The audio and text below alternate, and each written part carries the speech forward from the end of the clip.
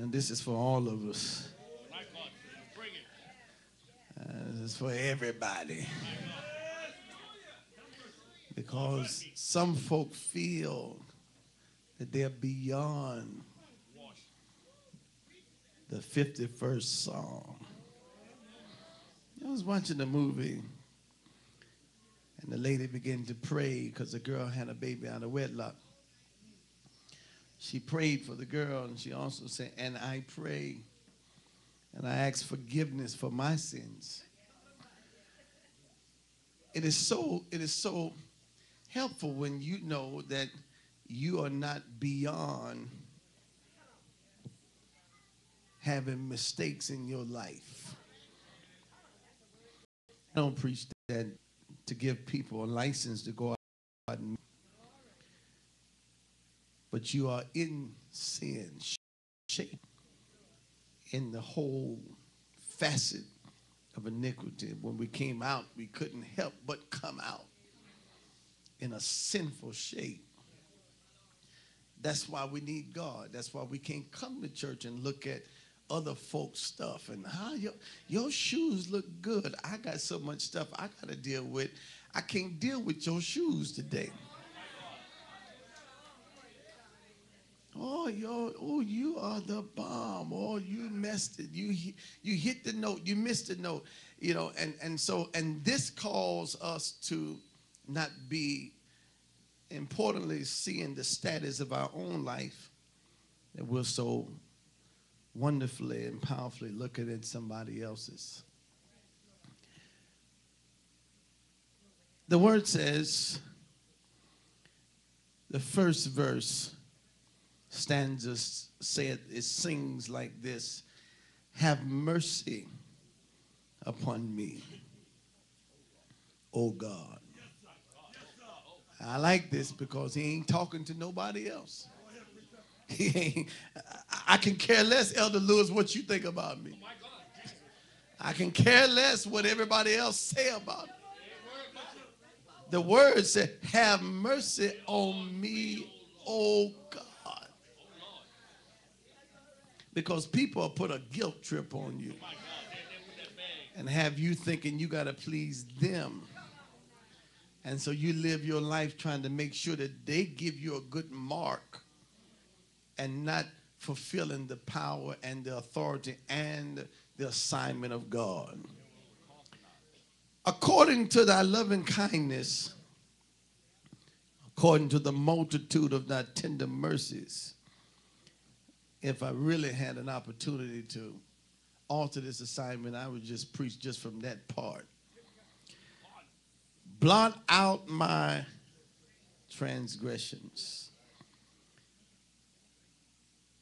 Verse 2, sing it like this. He says, wash me thoroughly from mine iniquity.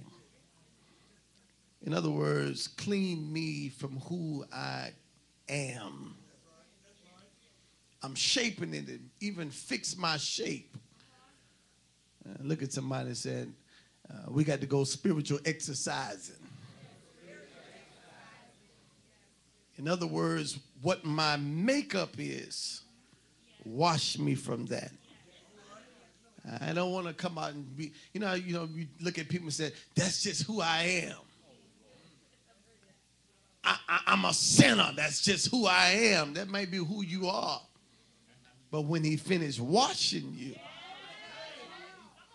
that ain't going to be who you going to be.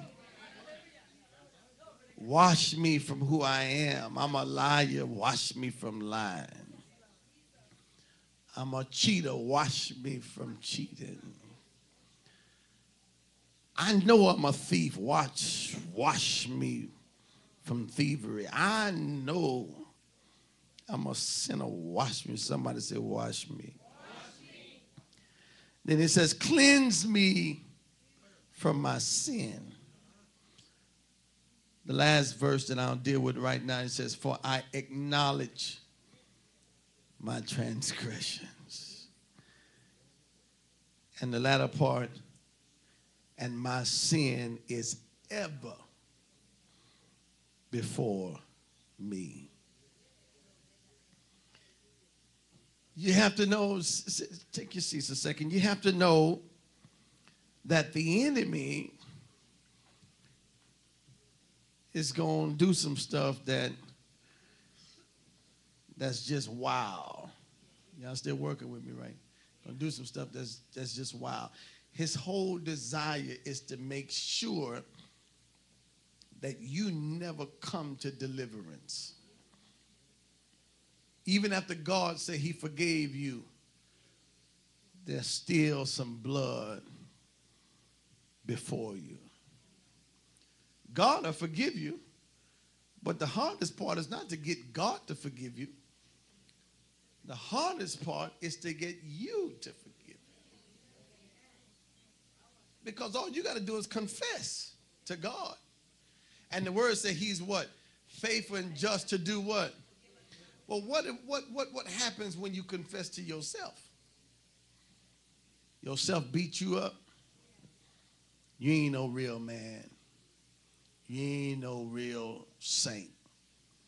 How can I stand before the people after I have done this and tell them that I'm delivered? How can I get in front of the people and say, you know, God wants this and that? How can I do that when I have sinned and messed up? So I want to do this because this is a man of God, and I don't want this man of God destroyed. So I have to restore or start the process